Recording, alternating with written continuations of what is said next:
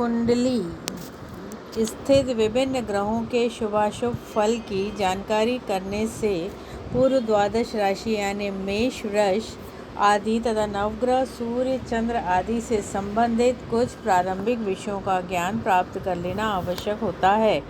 अब पहले तो तिथियां क्या होती हैं। ज्योतिष शास्त्र की एक कला को तिथि माना जाता है।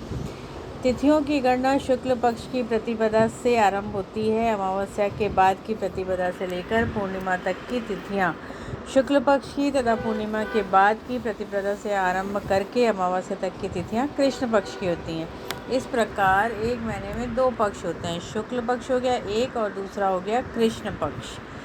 दोनों पक्षों की पूर्णिमा और अमावस्या के अतिरिक्त अन्य तिथियों के नाम एक जैसे होते हैं। वे इस तरीके से होंगे: प्रतिपदा, द्वितीया, तृतीया, चतुर्थी, पंचमी, षष्ठी, सप्तमी, अष्टमी, नवमी, दशमी, एकादशी, द्वादशी, त्रयोदशी और चतुर्दशी। चतुर्दशी के बाद शुक्ल पक्ष की जो 15वीं तिथि को पूर्णिमा तथा कृष्ण पक्ष की 30वीं तिथि को अमावस्या कहा जाता है। तिथियों को 1, 2, 3 अंकों के रूप में लिखा जाता है।